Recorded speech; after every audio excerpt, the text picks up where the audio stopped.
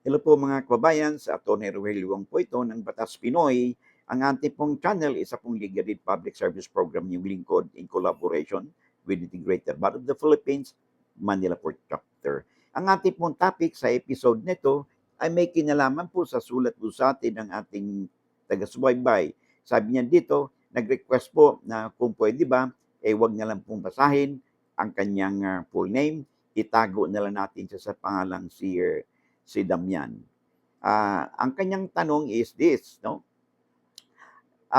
Yung yung kanila daw lupa ay malapit lang sa creek. Okay?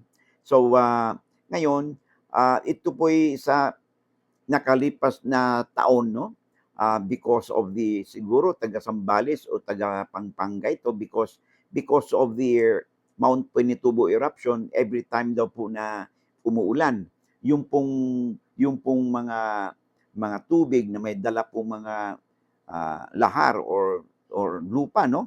Na ay gradually po na natabunan po yung creek, no? Na malapit sa kanilang malapit po sa kanyang lupa.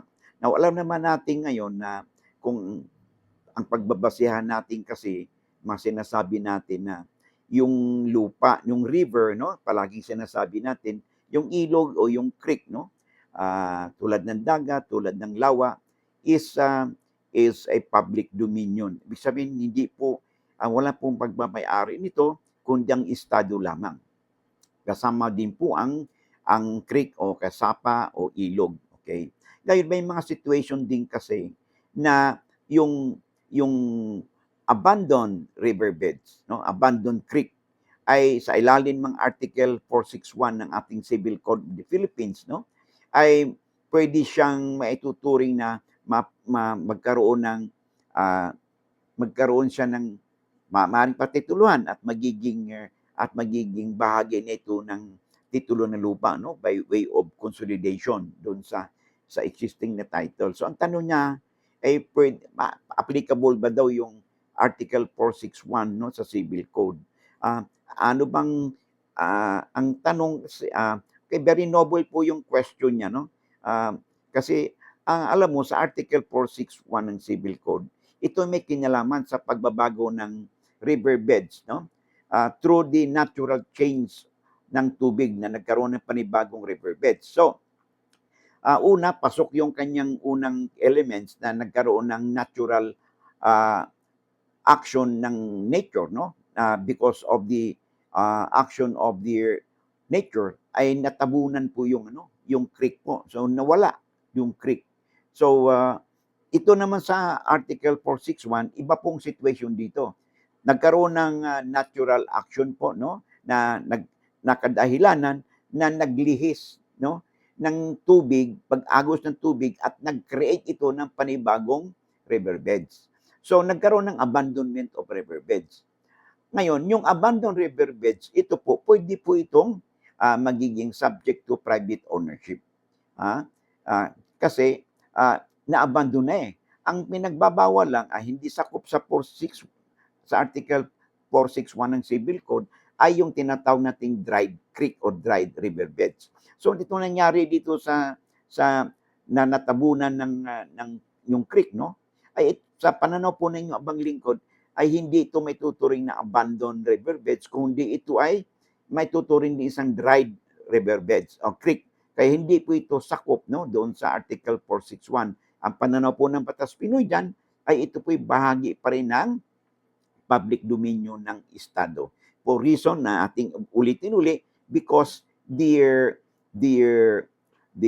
flow of yung lahar or yung lupa na it covered the creek, no, did not create a new riverbed. So walang banibagong riverbed. So hindi applicable yung Article 461 dito ng ating Civil Code. Okay? So yan po ang that's the hairline difference, no? Pag wala pong riverbeds na na-create because na-abandon, ay hindi po applicable yun. That would be, sa pananaw ko, that only be considered as what we call the dry river beds or creeks. So hindi po pasok siya doon sa Article 461 kasi po applicable lang yung pong abandoned riverbeds na yan kung nagkaroon ng panibagong pagdaloy ng ilog at it created a new riverbeds at na-abandon na yung dating riverbeds. So in this particular case, natabunan yung creek, wala namang na-create na panibagong riverbeds o creek beds kung tawagin.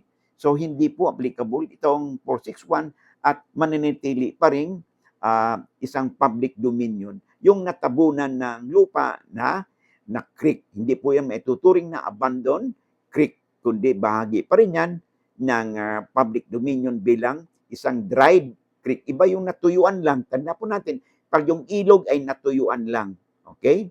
O yung creek ay natuyuan lang, bahagi pa rin yan ng public dominion ng Estado. Ibang usapan yun kung nagkaroon ng panibagong riverbeds because of the natural action of the water, okay? And it created, okay, a new riverbeds. Tapos yung dating riverbeds ay inaabandon na. In that situation, yung Article 461 ng Civil Code of the Philippines may be applicable. Okay? So I hope no nasagot po natin ang katanungan sa atin ng ating viewer at mapagbigay tayo ng kaalaman mo sa ating mga viewers sa episode nito.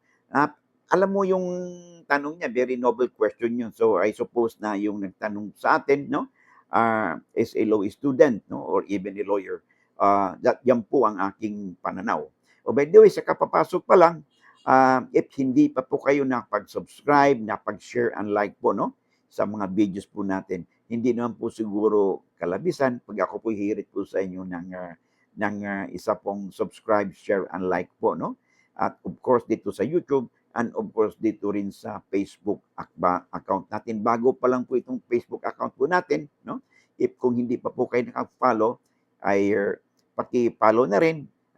And if you find our videos interesting and informative, paki-suporta naman po by at wala naman pong mawala sa inyo at libre naman po, no, ang pag-click po ng subscribe, share, and like so that you could also help me na ma-reach out natin yung ating mga kababayan, no? They could be your friends, your relatives, your neighbors, no, or acquaintances lang ninyo so that they too may be able to have the knowledge or legal na information sa ating mga pinag-usapan.